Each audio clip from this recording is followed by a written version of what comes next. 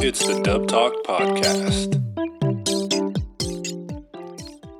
So how was everyone's past month or so since we did this last podcast? It was nice. Yeah. I got married and got a house in an adventurous 4 weeks. Wow. Nice. Love to see it. That's nice. Congrats. Taking the leap. Bryan and I will be there soon in a year or so. Yeah. November 4th of 2022. I'm May 21st, 2022. I will say the photographer and videographer are worth it. Even the video is just for you and your spouse. Is it? You got a Yes. photographer. I just thought, If you can get a deal on a videographer, we got a deal. Don't spend thousands. well, like I would totally pay for like one of my or somebody to just record audio or not audio, Yeah. but video and audio, I guess, or whatever. Just record video and then I edit, you know. So Yeah, so yeah, I if think could that's just- fine. Like we do- paid well that. under $1,000 for our videographer, which is a steal. I wouldn't say don't go crazy with it, but it's worth it. There's a market out there for video editors for weddings, actually. A big market, because I was reaching out to my old fraternity business networking group, and as soon as I talked about Evolve, they were like, "Oh, have you tried wedding video editing?" And I was like, "No, but I assume it's similar to montages like video games. There's action shots, you know, like Right. transitions." Marriage montages. nice That's career. the brand. Marriage montages. I'm gonna write that down. Good old idea book. I expect royalties. Yeah, no doubt. Marriage montage.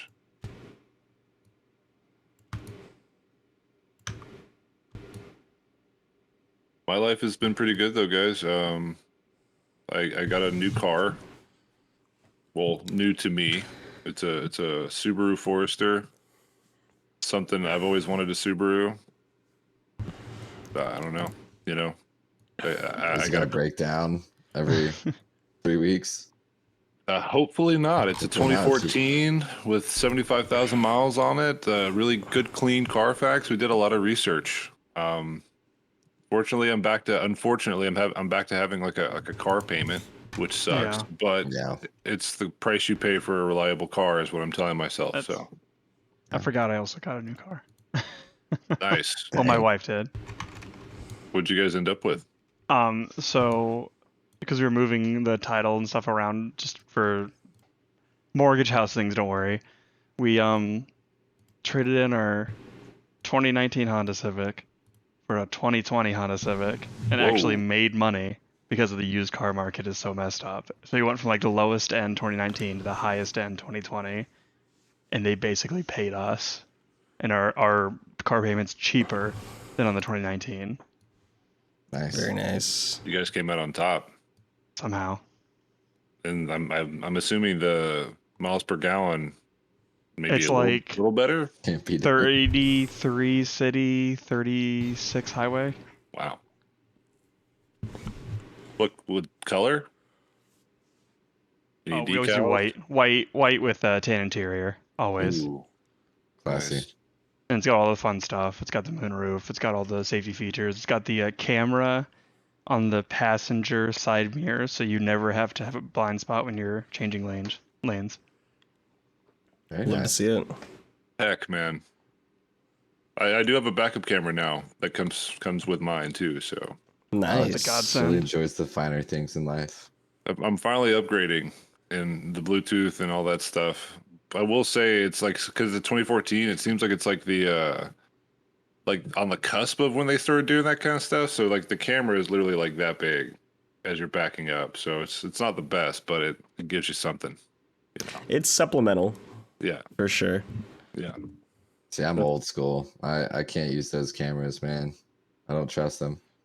Yeah, I didn't Back it either up. for a while, and then I started using it in coordination with the mirrors and craning my fucking neck, and then I do the neck.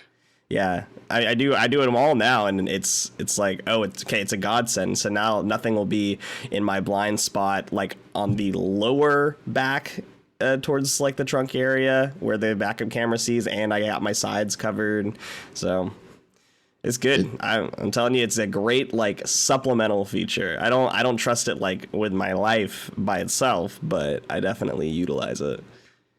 See, Well, you know, I don't. It terrifies me every time I see like a soccer mom like pull out looking just at Karen. her, you know, See, I'm the dash opposite. camera and like just like go for it, like doesn't even look back. It's just Right. I will like, live and pull out. die by the safety features on my car. Good for 4-hour you. drive. Thing is lane keep. I just kind of pay attention. It tells You me don't when even I'm have going to out of the drive. lane. Yeah, You those things literally, are like, so I nice. tested it. I just let go for a little bit with no one else on the highway around me, and it, like I was starting to veer off, and it just moved the steering wheel on itself back to the center. I was like, Same. oh, right, great. Yeah, man. It's very dangerous, though. I don't recommend it. Don't do I that. do like. I was driving a newer car recently on a road trip, and the cruise control like slowed down Adaptive. based, How far? That's the based Yeah. off best. of the cars that were in front of me. I was Mhm. like, holy crap, Yep. we're in the future. They make it so Like, you don't even have to drive. I'm I telling you, feel man. like, yeah, we're like 10 years from now, we might have to be doing a podcast on, you know, automatic cars. I don't It, know, what robots and I'll tell stuff. you, it made the 7-hour drive when I used to have to go from North Carolina to Ohio much easier when I had to do that like every few months. Yeah, cruise control is key. But yeah, I'm excited for today. Going to the Atlanta United game. Gonna be a good time. Vamos. Nice. Even though we heard we're not very good, right, Brian? We fired our coach. Best Yeah. player's not even playing, or he got Well, benched. I think they chose him over the coach, which is like the last game I was at. They benched. Well, the coach benched Josef, which Okay. like led to the coach being fired because Josef is worth way more than that guy. So Yeah. That actually happened in esports this year too. It was what happened. I don't remember if it was Team Liquid or C9. Someone of the, because I follow European League, not North American. They benched their best player for attitude, and then like 2 weeks later they go, "Goodbye, coach." It was like an announcement, and the player was back in. Damn. I know the So, player was Alfari. I money. don't remember who the coach was. Money situation. But yeah, speaking of esports, you want to jump into some topics? Speaking of esports, yeah, we're what's hello. esports? Esports. We're by the way, to boost our viewer rate, make sure that you guys have our stream pulled up on a different device. I don't know if I can say that. I'm about to I don't know share if it Twitch right is now. okay with that, I but don't think that's TOS. I mean, we're small change, so yeah, so I don't think we're not subject to TOS until we get affiliated. right. Then the TOS. But yeah, so welcome everybody, one and all, to the Dub Talk podcast. This is the only podcast that is hosted by us, and we talk about esports. Everything esports, everything gaming related, what's new, what's hot, what's not, and big topics evolving and revolving around the esports scene. So, yeah, it's going to be a good one today. We've got another one of our nice, wonderful recurring guests, Alex, joining us. As you know, he's been a part of previous podcasts as well, and he is incredibly knowledgeable and well-spoken on some other things. But let's go down the line. Introducing me. My name is Kevin, a.k.a. Iro, a.k.a. Kevin with a K, and I talk. Talk very well. You talk good. And you? Me, you. I'll be you.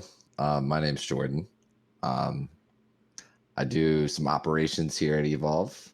Try to dabble in a lot of different things. I'm a gamer at heart. I'm decent at talking when I want to be. But yeah, excited to be here for another podcast. What are we on number 4, 5? 4. 4. Is it?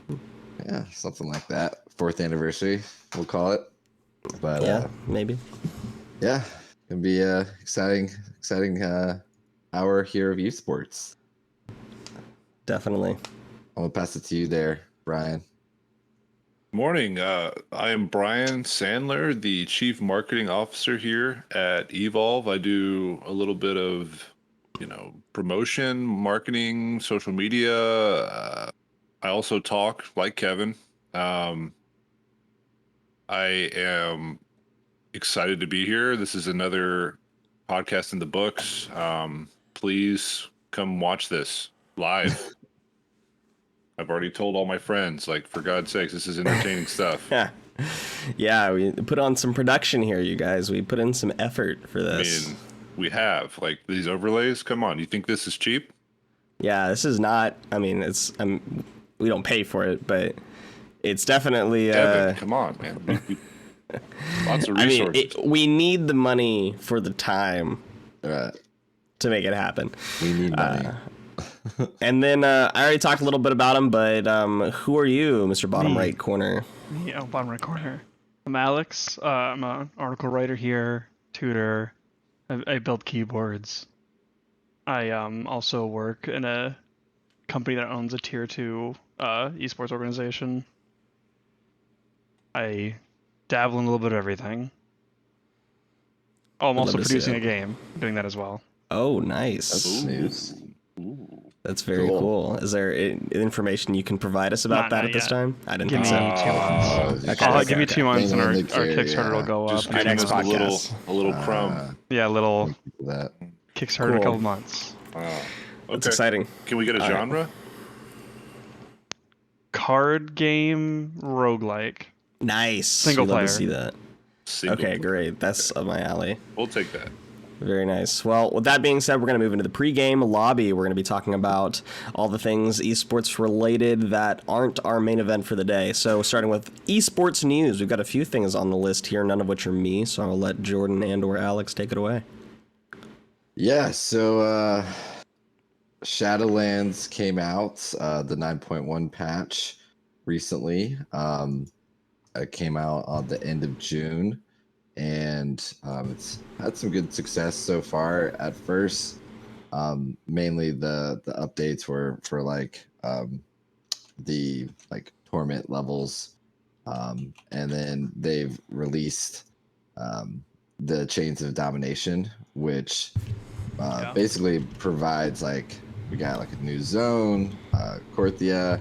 There's a 10 boss raid, which is the Sanctum of Domination. You have an 8 boss mega dungeon, which is Tazavesh, the Veiled Market. You got a new world boss. You got additional Torghast, new PvP season, 40 more levels of renown, and flying has finally been unlocked. I have not had a chance to play it. I want to. I've heard good things from other players. Again, this is kind of the retail side. I've been more up the classic side of things. It's gotten good reviews. I think, gosh, what's the team? Team Echo, I think, possibly were the first to Yes. defeat Sylvanas, right? I also haven't played it, but I was watching. I always watch World First races because they're still insane. exciting. And Yeah. I always watch Limit, who got second, I think. Yeah, freaking, it's insane watching those guys. Like the mechanics that are in retail are Yeah. miles then- apart from. I'm not sure if you saw the video where they so Sylvanas and everything but Mythic dies at 50%, like it's a cinematic or whatever. It doesn't die, the encounter ends. Uh-huh. On Mythic, it's 45%, but So no they one thought they knew had that. got it. So Echo got to 49.4 and wiped, and everyone just like the amount of anguish in oh crap, it's not over. Yeah, I think I saw a clip on that. I mean, those guys probably had been staying up. They probably had like 20 wipes. Oh, they I were don't doing know 18-hour days at that point. Yeah, like that's insane. They're trying to beat And Limit, then, like, and they're then- like, we did it. Nope, didn't. The only two guilds in the race for World Verse right now are Echo and Limit. And Limit's, like, after they lost first, I don't know if you saw the article, I think it was on Icy Veins, but don't quote me on that. So, the raids reset every Tuesday, right? Mm-hmm. Reset day happened, and they had 11 or 12 or 9 of 10. Instead of just not resetting and going to Sylvanas, they reset it, did 9 mythic bosses, all the heroic bosses, and then did Sylvanas in one shot and still got second place. Wow. That's some commitment there. Well, they go to a house. Complexity limit goes to they have a studio or something during World First. They stay there for like a week or 2 weeks. Man, jelly. Sounds like I a good don't time. want to do that. Yeah, but I think it's cool. I don't know if you know any more background, but like the whole story of Sylvanas, her getting defeated. It's a good line of the What? story. I'm I like, don't what they're doing, but I don't know like a whole lot of background, but she's been tormenting committing the world genocide. of Azeroth for a very long time. Jeez. So yeah, she's a bad lady. Did you see the cutscene? Like, obviously, spoiler alert. But did you see the cutscene of the end of her encounter? No, I did not. She like again, obviously spoiler. I'm gonna in this call cares, but in here, Oh, like, fine. care I care. She like gets backstabbed or something and gets the good part of her soul put back in, and then the jailer gets his final of 3 pieces, essentially the Zelda Triforce, and then like dips, and now she's just like, oh, I'm sorry. I'm good again. Sorry for the What did I genocide over the do? past couple of years. Sorry, guys. I need to watch Whoops. That's funny. that. Yeah, but yeah, Love to see it. that's come out. Fun stuff. Always like to see good new World of Warcraft content. But yeah, That does slip there. And we've got this next thing listed here. we got another. I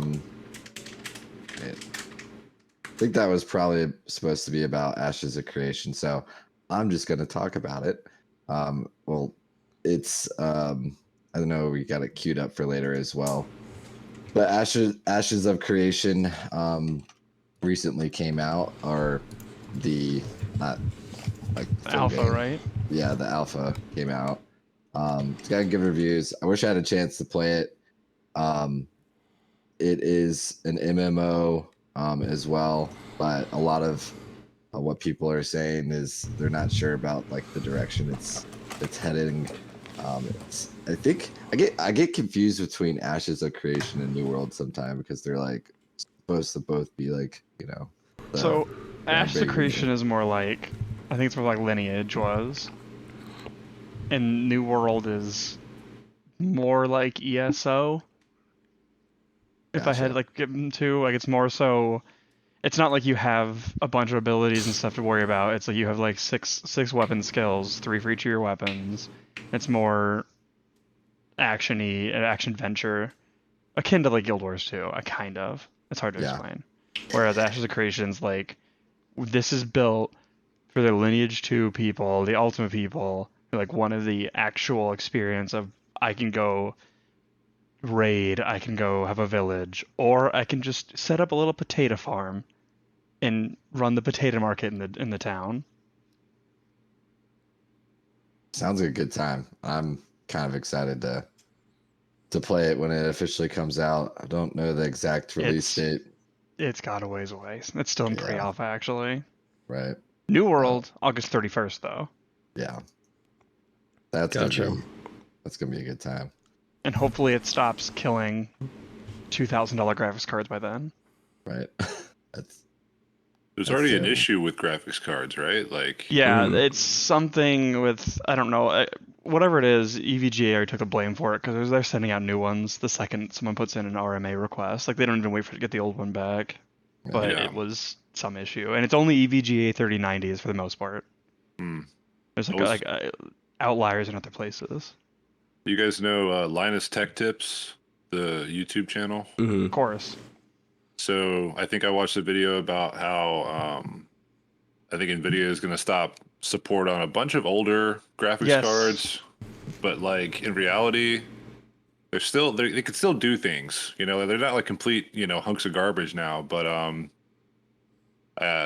they were just talking about how they've been maintaining support for a lot of these graphics cards for multiple years versus like Apple. I think once they get a new new iPhone, which is like every 5 or 3 months or something like that, they just forget about the old support for the old 5 or 3 models. months.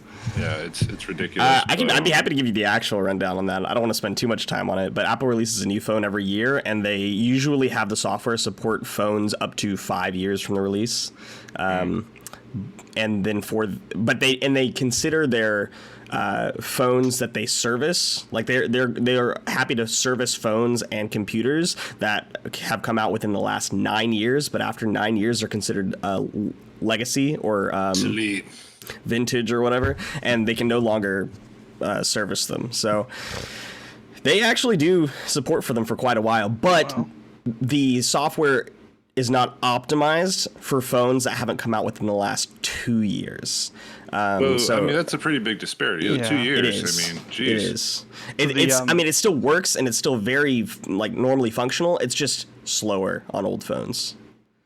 I Which looked up the they've- graphics card thing you were talking about. So Right. it's the 700 series, There you which go. worries me because my graphics card is one series newer than that. They came out in 2013, and they're just now. That's right. topping that. 2013. So yeah, it's close to Apple for like the 9-year thing. Yeah, Right. But yeah, that sounds that's about all- right. That's So if all you have a I got on 700 that. series graphics card and play new games somehow, you don't need a new one. Yeah. Yeah. All right. So it's this next one we got. Oh, more Call of Duty news. I'm Always sorry. there. I'll come in with the Call of Duty. No, I just mean not that it's a bad thing to talk about it, but it just feels like every time we talk about it, it's hackers are It's here negative. again, or bugs Yeah, are awful again. It's all negative. Yeah. So season 4 for Call of Duty Warzone and Call of Duty Cold War, all that stuff, is really kind of turning into a shit show.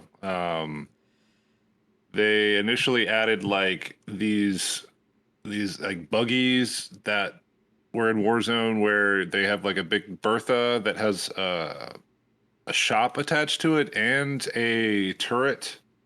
So like if you've played, Warzone recently, a lot of like at least solos for sure, it just ends up being like Twisted Metal at the end of the game. Like it's just a bunch of cars running around, and if you're not in a car, you end up getting ran over, or, you're just in a bad spot. So on top of that, hackers are becoming way more are there. They're like all over Warzone.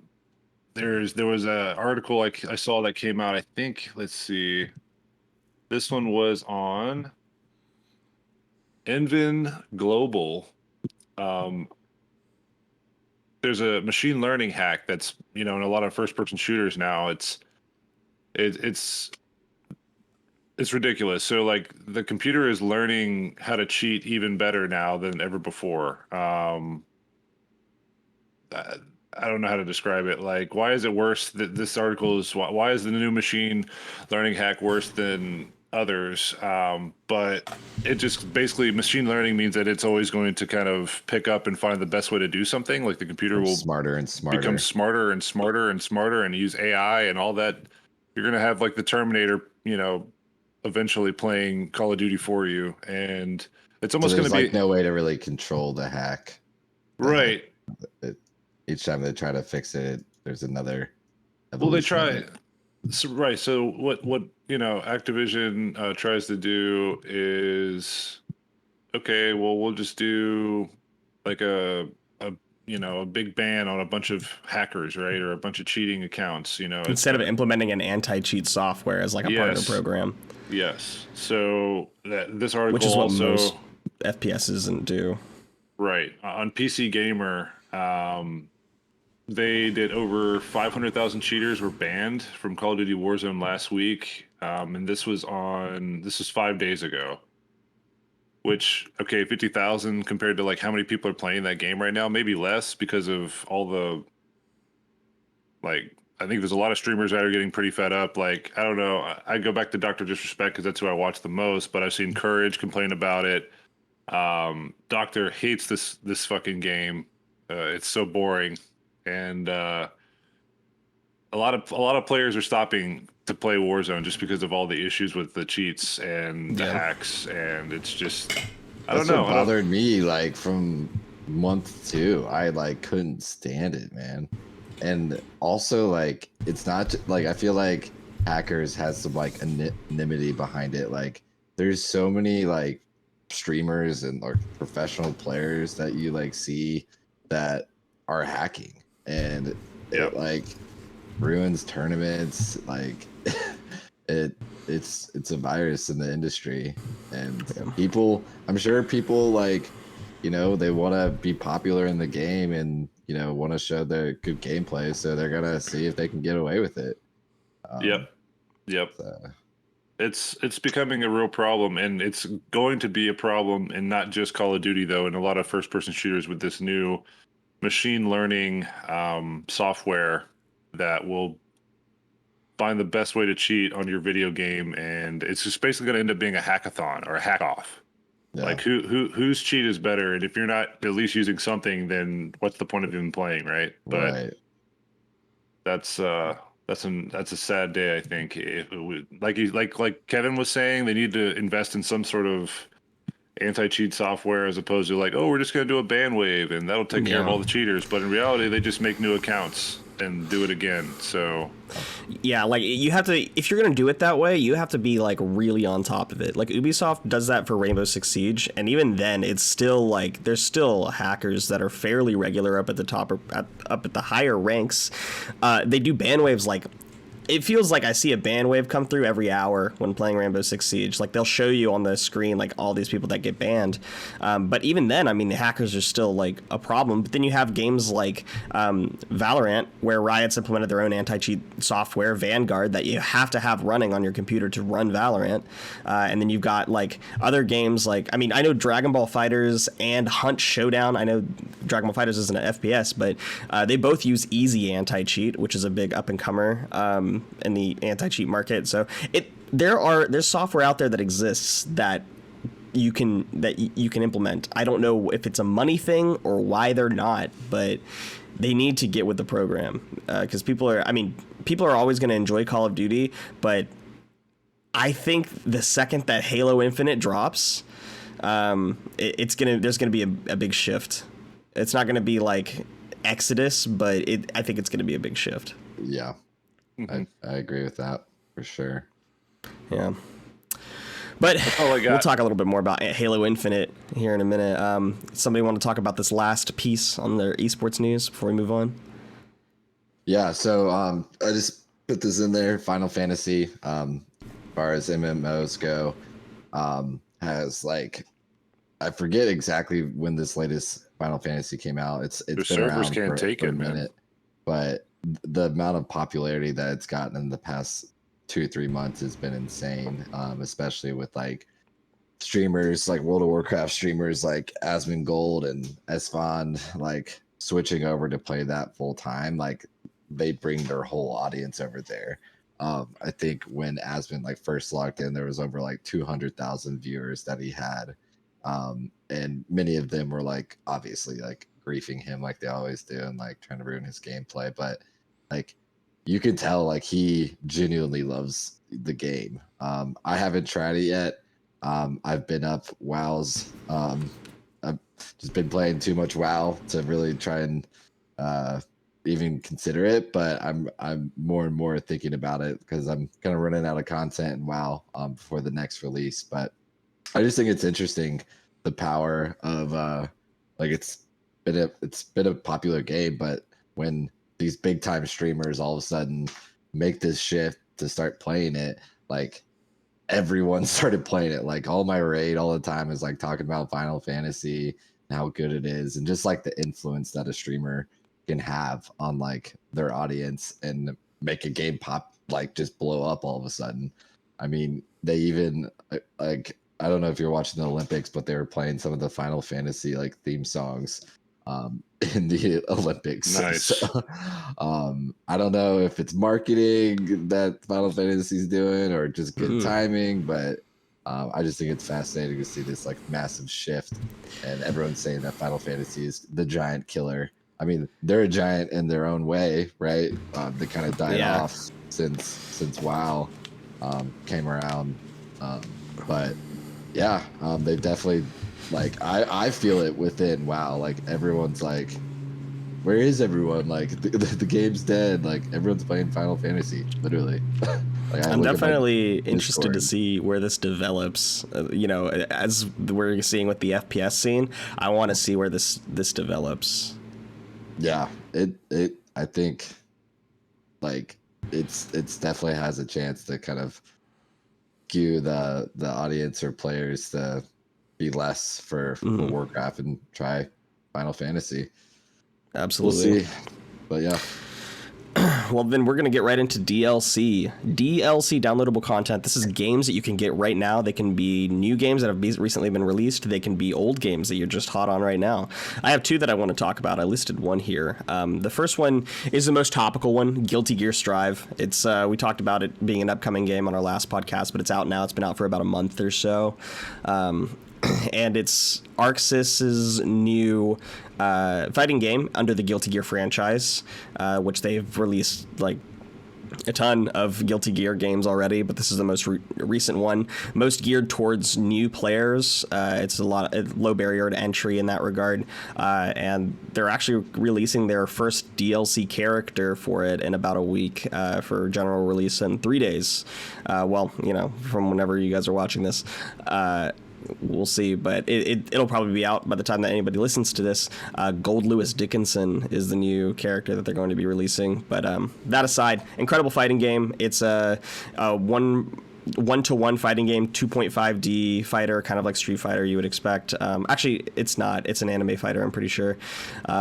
But they have a lot of 3D type elements to it in their graphics, cutscenes, and supers. So there's a lot of beauty in the game. It's definitely a great atmosphere. And animations that go into it. Fairly balanced game as well. We'll get more into game balance in our main event, but it's a good one.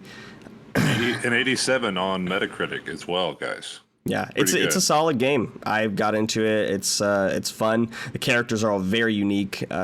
It's a good fighting game. It's a good classic style of fighting game to get into if you want to get into fighting games. This is probably a good one to pick up. You'll learn a lot of mechanics that are universal to other fighting games, and since it's not like a team fighting game, a lot of it is more universal to things like Street Fighter and Tekken and Mortal Kombat, where you're just having like one-to-one gameplay. So this is a great one, a great low barrier to entry game to get into early if you want to learn how to play a fighting game. But I'll pass it over to Bryan before I get on to my second game. This one's kind of a little old, but it came out, I think, in May, early May, but Resident Evil Village. I think there was a really big boom for a second there. A lot of streamers were playing it. It's, typical Resident Evil game, action, adventure, survival, horror. This, particular story takes place in this kind of, it reminds me of like a Dracula village, but there's like werewolves and lichen that run around everywhere, and Lady Dimitrescu, I believe, is this character that everyone was really going crazy over. A lot of memes, I think, but she thick, apparently. She's very attractive as far as a video game character goes. But Resident Evil Village, like a lot of jump scares. I think there's been really good reception behind it. I think we're looking at like an 83 Metacritic score. I've watched a couple speed runs of this game. Like, if you guys are into speed runs, by the way, I'd totally recommend just trying to get down a rabbit hole with that, because it's ridiculous how quickly people can realize like how to, we were talking about exploits earlier, but like, oh yeah, there's this little clip in the map here where you can just like jump through 50 levels and then you like get to the end of the game. But yeah, they're doing Resident Evil speed runs now that are ridiculous, and for a survival horror game that should take you like at least a couple hours or more, like they're getting it done in a couple, 30 hour, something like that. I think, I don't know what the fastest speed run I saw was, but yeah, Resident Evil Village, if you guys are into that sort of thing, that shtick, I've really enjoyed watching content creators just play it for the laughs. They're scared, and all the bosses that you have to play, and the graphics are always, I think, really for Resident Evil, like it's obviously gotten better and better, but I think they've really done a really good job with the aesthetic of this game, and it really kind of captures like that old castle, just werewolves everywhere, very dark. I think they really did a good job. So Resident Evil Village, check it out. Cool. Absolutely. And I'm just going to mention this game briefly.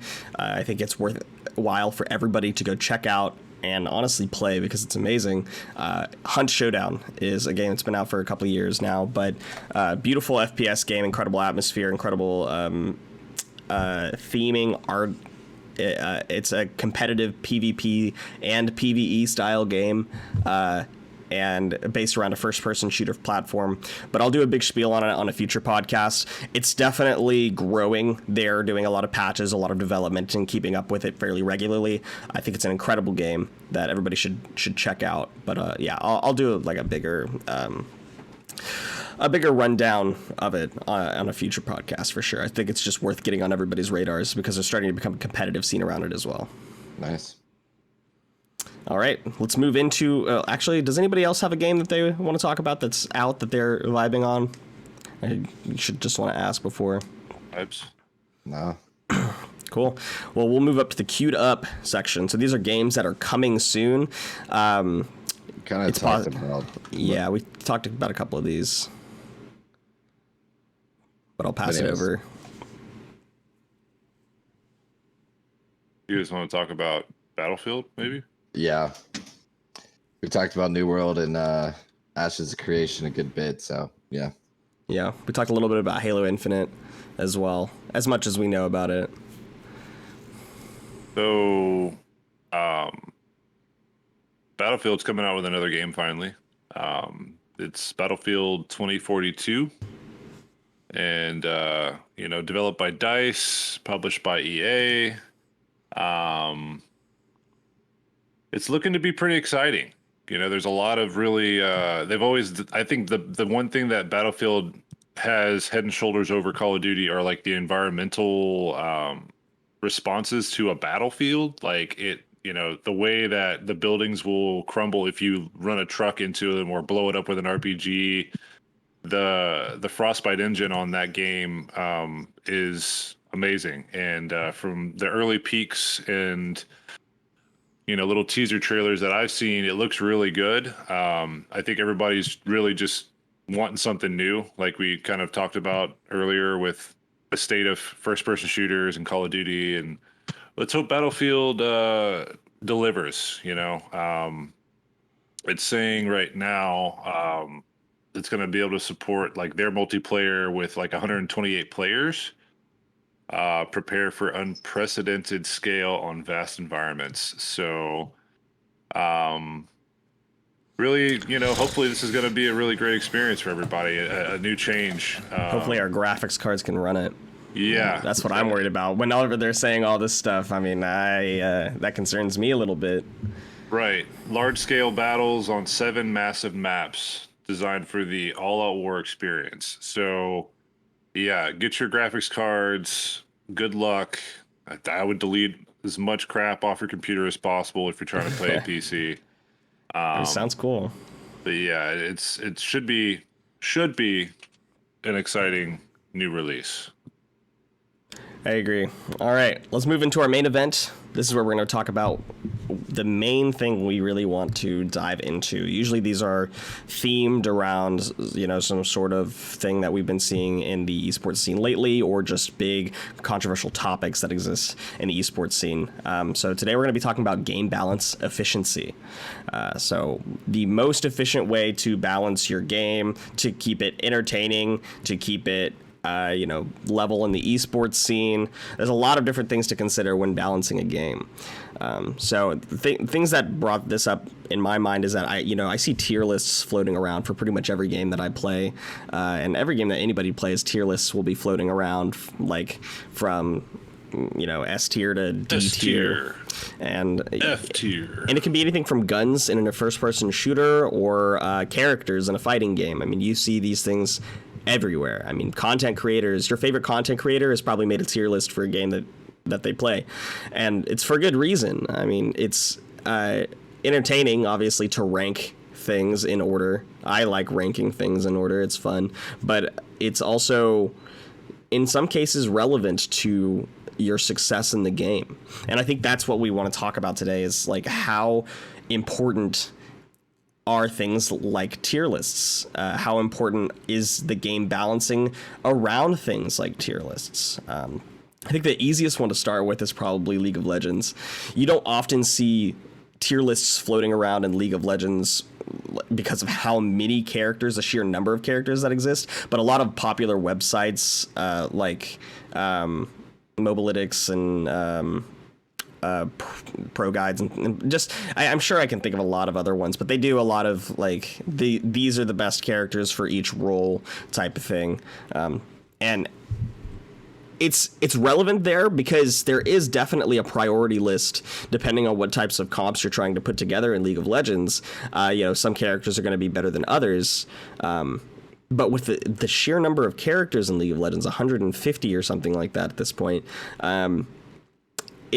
you can't balance around all 150. Some are just going to be left to the wayside. Some are going to be worse than others. I mean, there is going to be situational times to use some characters, but for the most part, I mean, I know recent tournaments have probably shown a little bit of difference, but of the 150 characters that you see, some tournaments, some like international tournaments, you'll only see 30 to 40 characters used in that entire tournament.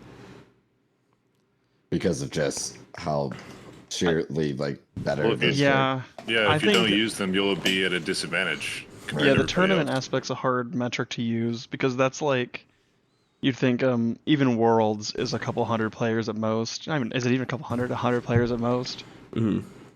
And if something's 0.01% better, if you're getting to the best of fives, I'll start taking that.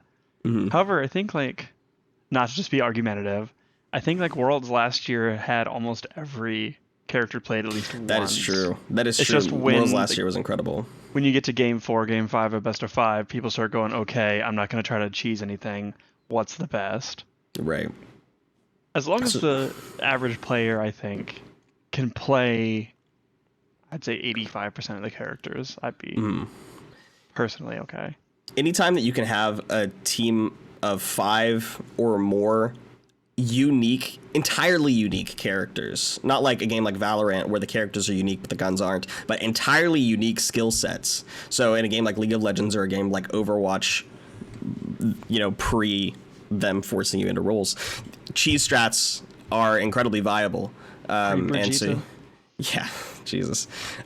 Cheese strats are very viable, and so you see a lot more characters coming into play. And I think that's a big reason that you can have games that have so many characters that exist, is because cheese strats will always be viable in that regard, especially for MOBAs and for unique first-person shooters. So, and in terms of like game balancing, you can balance around cheese strats that are too powerful, but most cheese strats in a balanced game have counters to them, and the whole point is that you are cheesing them. It's a surprise. It's like something they're not expecting to play around. So I like the idea of, if you can't balance around every character, balance around a ceiling, to where, as long as everything has something that can beat it, then you're okay. As long as you have rock, paper, scissors that exists, and you don't have like gun, the fucking assholes that pull a gun or dynamite in rock, paper, scissors. As long as that doesn't exist, then you're fine.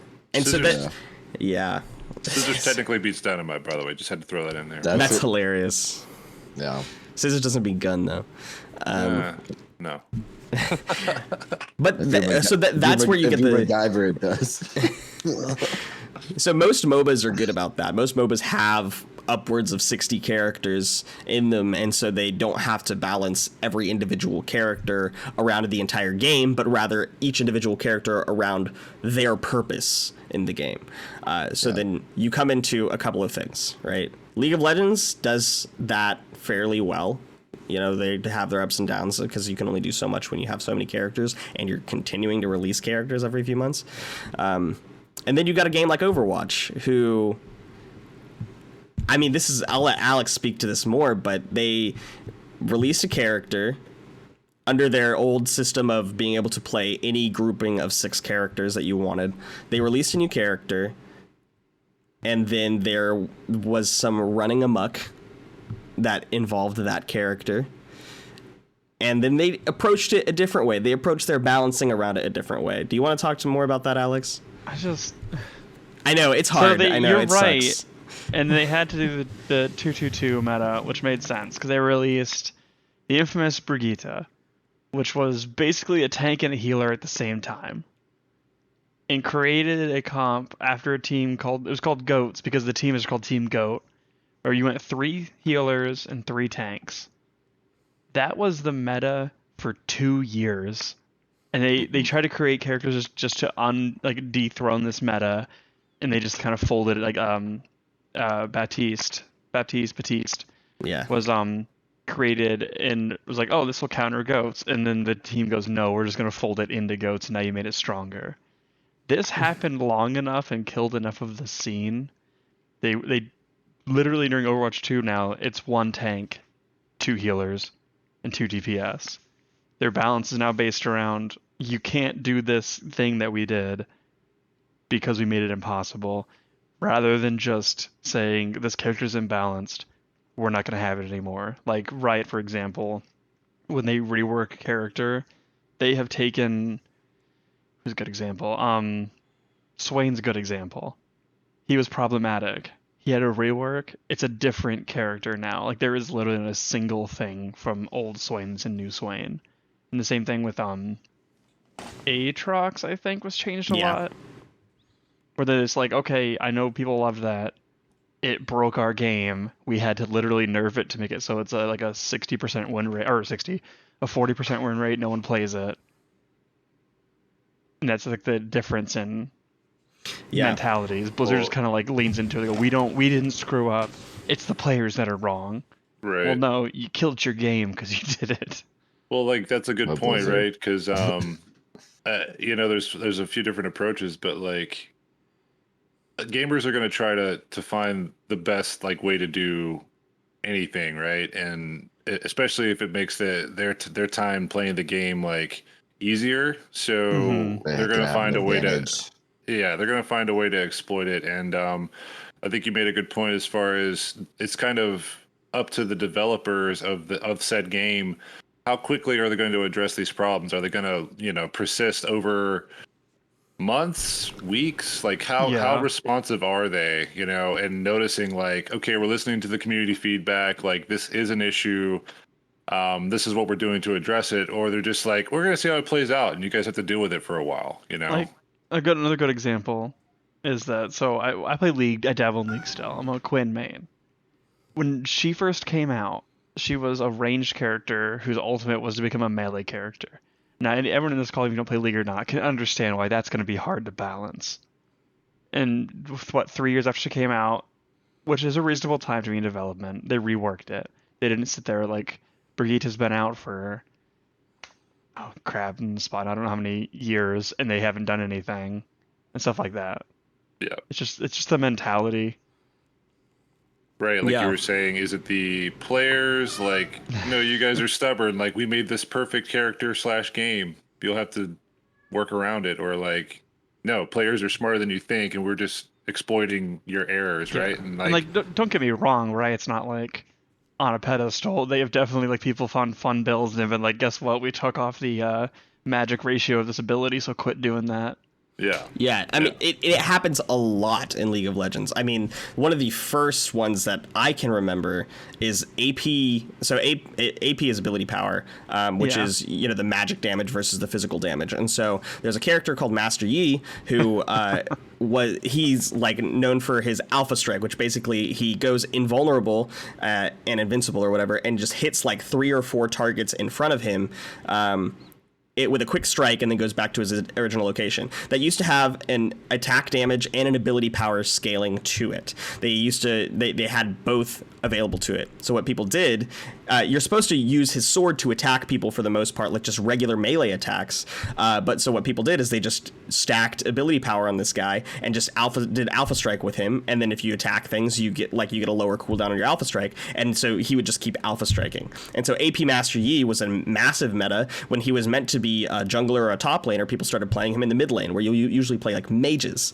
And so people started playing this melee attack damage carry as an ability power mage, essentially.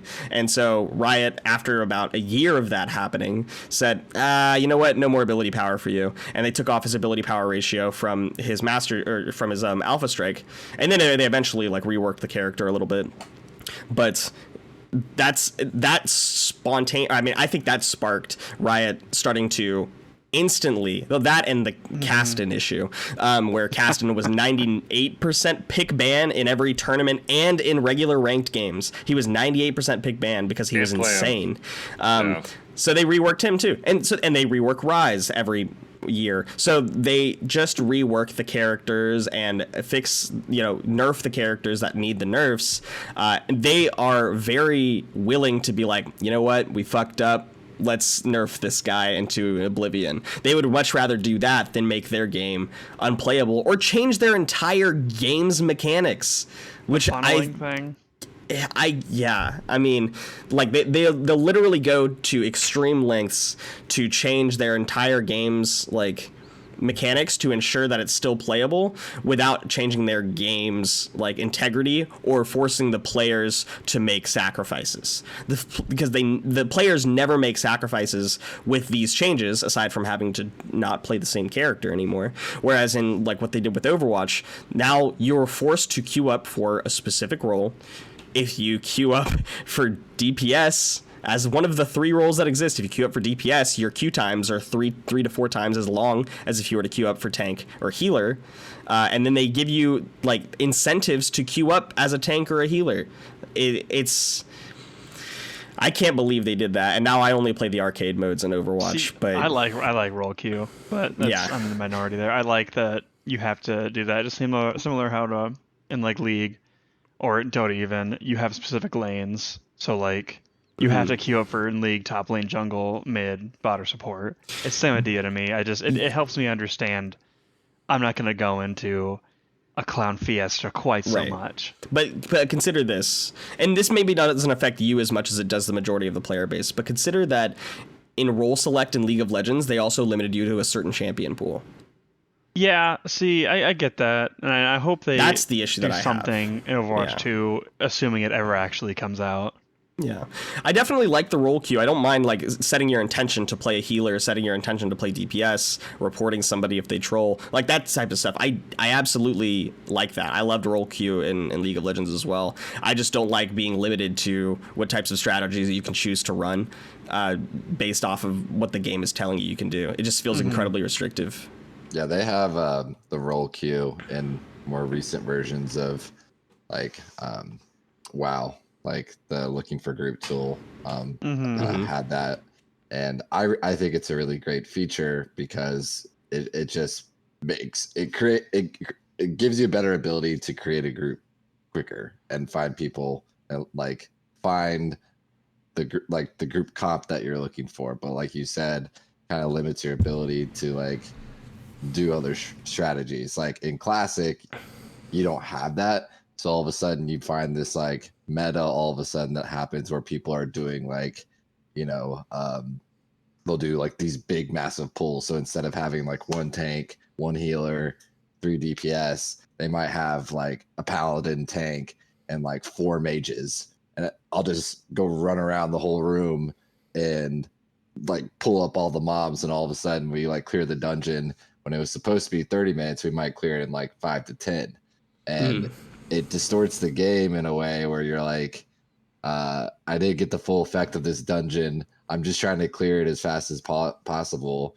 And like, but you kind of have to do it if you're going to keep up with everyone else. Right. And it's just like, it forces players to like kind of go along with the pack. I think that's what developers can't ever predict, is like they create this toy and people like they can test it all they want with their limited amount of resources, probably 10, 20 testers on their team and try all these different variations. Like, how are users going to interact with this toy? But when they finally give the toy out, to a mass of 100,000 users, like, people just get creative, and it's like it's hard to predict how clever gamers are going to be about it, and it's hard to program around that without being too restrictive. Yeah.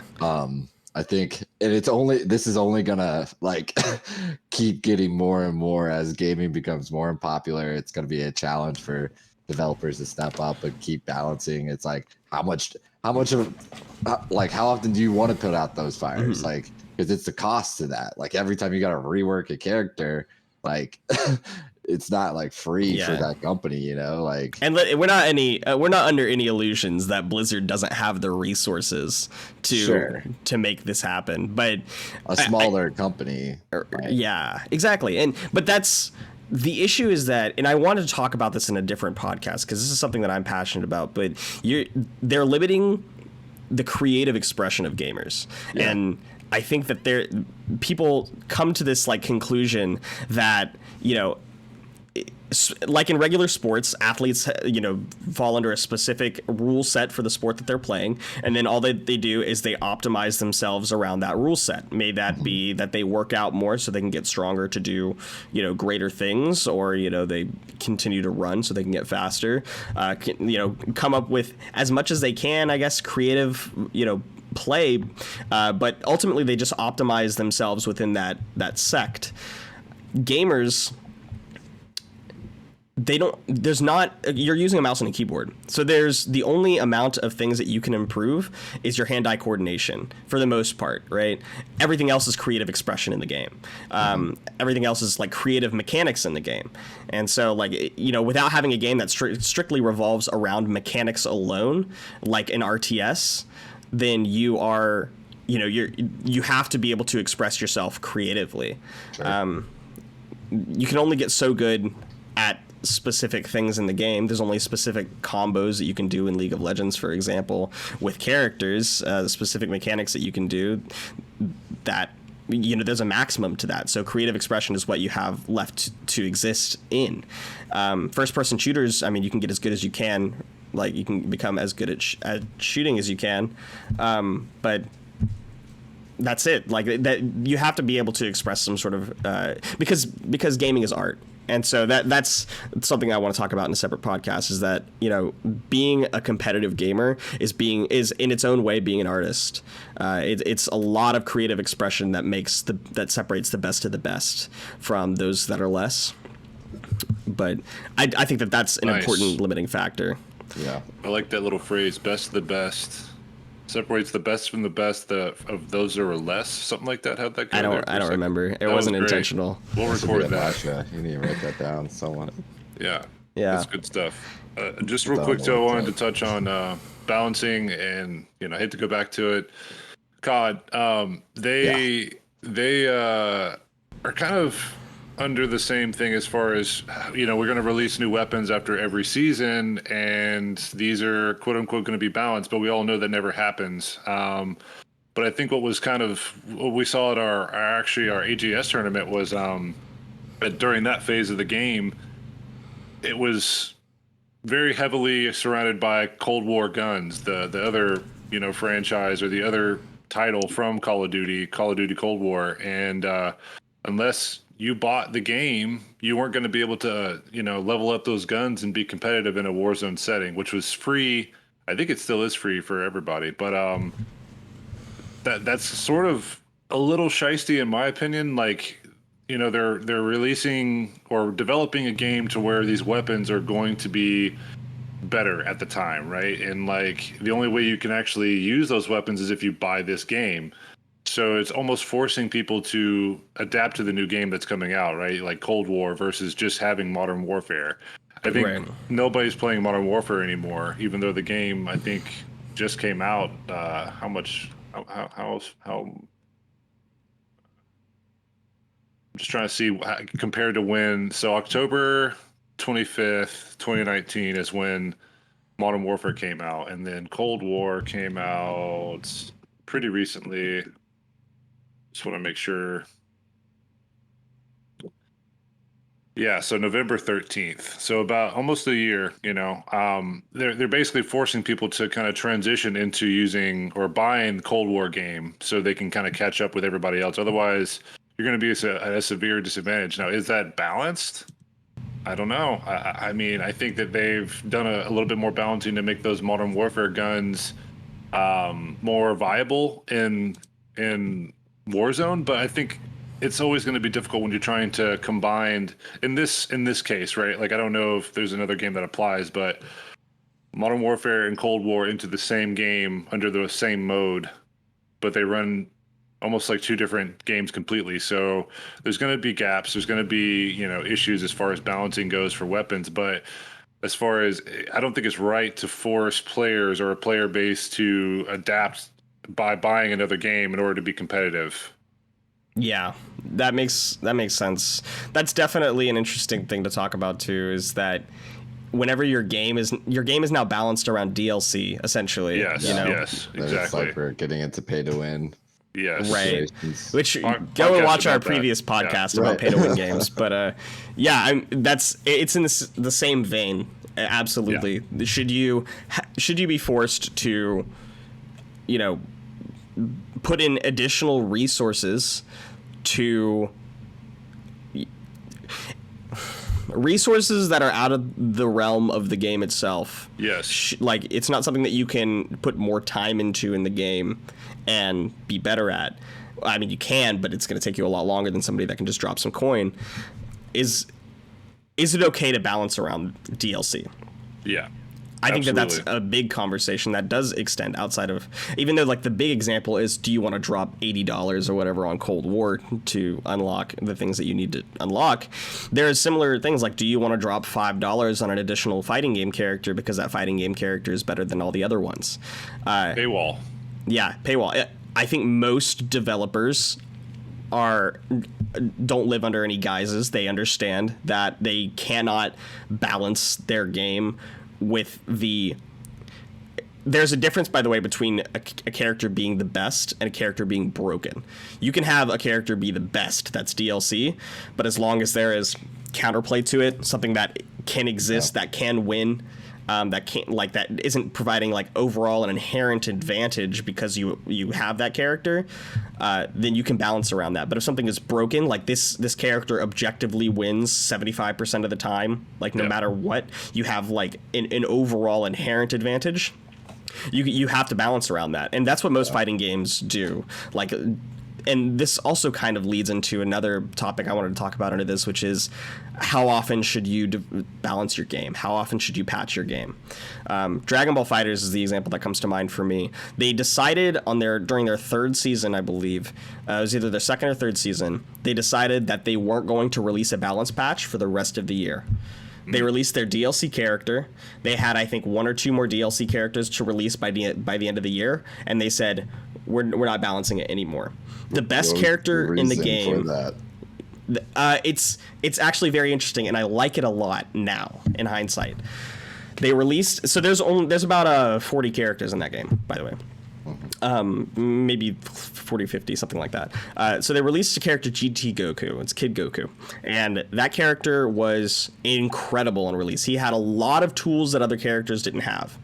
Dragon Ball FighterZ is a team game, so you have 3 characters that you select, with GT Goku being one of the characters that you have. He does provide your team a pretty reasonable advantage, and a lot of the top players were picking that character on the team, and that's kind of where we get into Alex's point. When you're getting into like the best of 5s, of course you're just going to go with what's most optimal, and so they can't really balance around what's most optimal. They just have to balance around what is top 75% success rate. And in the top 8, there were a couple of teams that didn't include GT Goku on their team. It's clear that success is possible, success is viable, because the game doesn't revolve entirely around the mechanics that character provides you. That character provides you some advantages that you may not be able to get with other characters, but there's still strategies that you can run to counteract that character. You can still provide skill expression that beats that character. That character does not stifle your skill expression. You're not fighting against the game, I guess is the point, is that if there's any character that's released where you feel like you're fighting against the game or the game's mechanics, that's a broken character. But if there's a character that's released that you feel like you have to fight a little bit harder against the person that's using those characters, that's good. That's positive. So what they did is that they released GT Goku, said we're not doing any more balance patches for the rest of the year. We'll just release the rest of the DLC characters that we have over the next few months. And so what happened is GT Goku was very popular for a while. And then people started to find different strategies that they could run. And then people found counter strategies to those strategies. And then people found that different characters have different abilities that can work in coordination or against that character. And then it no longer became a GT Goku conversation. I mean, people are still like, yeah, he probably needs some nerfs. He's still very powerful. But what happened is the game developed itself. The strategies developed themselves. The metas developed themselves. Counter metas developed themselves. People started picking more unique characters as you can call it cheesing or what have you, but people started doing these things that the game itself just got to exist, and the players got to be creative to try to find ways to work around the game's mechanics. And I think that it worked. People were very upset about it at first, but I think it worked to the game's advantage because players got to have creative skill expression, but they still had to work against some difficult characters that they think should have been balanced around. I don't think there's going to be a game in existence that doesn't require some balancing at some time. Every game's going to have a character or a gun or something that is just objectively a little bit better than the next best thing. So what do you want to do around that? Do you want to continue to balance around that to where a new thing is best every week? And so people are just picking up the new flavor of the month every time that you patch? Do you want to do what League of Legends does, where you have so many characters and then you balance a few characters every patch, and they're minor changes, so that way these characters aren't becoming insanely broken for the most part. You could do what I'm trying to think of another game does. Valorant, you can do what Valorant does, and you can do you don't have as many characters, and so anything that you feel is ultimately a little too strong, you nerf a little bit to try to get the game closer to a balanced ecosystem in general. But not by not changing any game mechanics. They've developed their own meta that still can exist. What's the best thing to do there? I think it definitely is game specific. I think it's genre specific. But a lot of factors. What's the sweet spot on the time frame that the developers have those patch cycles? I think if I love that Dragon Ball Fighter just here it is for a year. Go for it. Yeah. But that wouldn't work. If they did that in WoW, just how conditioned the users are and the players are, they would burn down Blizzard. And how much, and the amount of complaints would just be insane to deal with. But maybe they're just a victim of creating that environment. I mean, I don't know if everyone just saw the toxicity Blizzard has article, but I think they've kind of created that environment and that user base to expect that we're gonna complain, and they're gonna fix it in 2 weeks. Come on, Blizzard. But I like the more laissez-faire approach. Here's the game.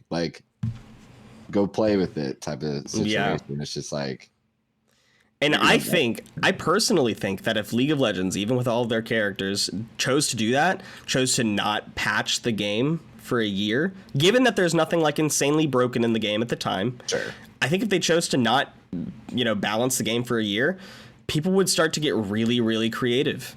And there could be a lot. I mean, people are already incredibly creative, and I think that's what separates, like we said, the best teams from the others. But it's possible that people would take the current things that exist in the game and find ways to be incredibly creative with it. Yeah. In my personal, I love watching old I just like that's why I love watching. Like I'll watch like old like Dota videos, like Dota 1, and like the character base is the same. Like, but like you'll see all of a sudden like content creator play with Nax and do like 5 Maelstrom weapons, and like it was never. I mean, maybe considered, but just because of how long it's been out, they've done the meta or done like a certain build each time. Like they're just trying out something new that ends up working, Right. because they're not like scrambling and fixing these like changes each time. I think I just like your point there. Like it just gives the player more time to like think through like, how do I approach this character in a different way? Like how do I create my own meta here instead of like doing whatever everyone else does or complain about what's wrong and ask the developers to change it for me. Like I think what's just interesting takes away from the play style. What's interesting too is like with the advance in technology, like all the games are getting like so much more detailed, so much more robust, and like with all that complexity, there's going to be we're not perfect beings, right? Like we'll have issues that come along somewhere in the code or whatever, but like games with simple concepts, like Rocket League, it's a super simple game. It's basically soccer with cars, right? And like from what I understand, I don't think they have very many issues. Like it's the same kind of, you can change the shape of your car, but then it comes down to pure skill after that, right? Like you're just, how good are you at angling your car, getting the ball across the field? That's really what it comes down to. There's no kind of advantage. I don't think any of the different car variations have different hitboxes. Like I think it's all kept pretty uniform. So like, and from what I understand, the best car that you can use is the standard one. Yeah, they've kind of balanced around that. Yeah, and then Counter-Strike, they pretty much make everything. I mean, there's definitely probably bugs and issues with that game, like, but as far as the actual gameplay itself, like both teams are given the same weapons. Like it just really comes down to your angles, like how you actually play the game. And obviously, like I'm sure there are some weapons that are better than others, but it's a pretty simple game. And I don't know. I just think it's interesting. Sometimes like the way to balance the best is to keep it stupid simple, right? Yeah. What do you think, Alex, in terms of, patch timings? What do you feel is ideal, if anything? It depends on the complexity. Like you said, like Rocket League is like you could basically never patch it. Right. League is tough because people get bored. That's the main issue with that game. I agree. In the past, I'm going to say 5 years, Riot's taken the idea that we're not just balancing for optimal. We're saying like, all right, for this year, top lane, tank's going to be a little better. We want this to be tank's top lane. And that's more so for the pro scene, but it also trickles down, obviously. Or this year, like right now, mid is almost all assassins. Because they wanted that. We want some assassins mid lane. We haven't seen this in a couple of years. Everyone should have their day. I think with that kind of thing, like League has to do it every 3 weeks. But like CSGO, Valorant, once Valorant has an established like everything, you could do it a couple times a season. I mean, my perfect world would be a game that patches once before the season starts. So say a season's like, or split, not a year. Say a season's 4 months. Once every 4 months. Yeah. And then only does hotfix patches. So like if something comes out and they go, oh, this comes out and it's got a 70% win rate and no one knows what to do. All right, we'll hotfix that. But otherwise, just let it ride for 4 months and see where we go. That's my perfect patch rate. Yeah, I mean, I think that's entirely reasonable. I think the ultimate quip of all of this is that you need to make sure that your game mechanics are stronger than any character that you might release. Make sure that your game mechanics are not abusable by whatever characters that you're going to be releasing. Because that's what a lot of fighting games sometimes have trouble with, is that the characters are so unique in a system that's fairly open. Like you literally attack each other, and then there's some game mechanics that are universal to all characters. But for the most part, it's like these characters are so wildly unique that they could release a character that is just objectively better than every other character, and you can abuse that. So, but anyways, you were gonna say something, Alex? Oh, so I do like you said unique characters. I like, since League is so old now, it is almost 12 years old, and there's 160 characters. They're to the point where every new character has to have something new. So like, I don't know if any of you follow it, they just released Action. Akshan. Akshan. His one ability, his E ability, has more text than Nasus's entire kit. I thought it was kind of funny. Like, that's hilarious. Because they I've have not to. seen The him. game's got 160 characters. It has to be something unique. So I have to have this crazy, like, I remember when Aphelios was announced, and everyone's like, all right, let me get my English degree holding friend to explain this to me. Yeah, I think that Riot does an excellent job in that regard of keeping their games fresh and interesting, even when they don't have to. Whereas like Valorant is new enough, you can release somebody who goes, oh, he's got a smoke that comes from the sky or comes from the ground instead, and like, oh, great, perfect, thank you. Yeah, right, exactly. The game mechanics of Valorant exist around the gunplay, like, for the most part, to where that if you release a character with an ability that doesn't just like instantly kill somebody, then for the most part your game is going to be balanced, and people are going to find unique strategies around a new character that you've released. But as long as the guns are stronger than the abilities, which is the same thing as saying as long as the gameplay mechanics are stronger than the characters' mechanics, then you're going to be able to release unique stuff. And that's what Riot has also strived to do, is that, making sure that the jungle is balanced, that lane mechanics are balanced, tower health and armor is balanced, to the point where characters can't just run shit down like they used to in the first 3 seasons of the game. So they balanced around their gameplay mechanics very well, to the point where they can release new, fresh characters with new, fresh abilities. And yeah, they might be better at a lot of things than other characters are, but there's also so many strategies that can exist in League of Legends that can. It's incredible that the more that you develop your game, the more characters that you release, and the more creative skill expression you allow for the players to have, the easier it is to balance your game. So apparently, I think we might be having some technical difficulties on the streaming. No one can hear us. No audio. No audio. Ethan just let us know, but hopefully the recording will have. Go check us out on YouTube. We'll have it up there. We'll have it on YouTube. But anyways, does this count as a stream on Twitch if there's no audio? Yeah, people can probably see us talking, but I think it's been a great conversation today. Yeah, I think we've been going for. We know our crutch, right? We know our crutch. That, yeah. But anyways, we'll have this uploaded on our website or YouTube.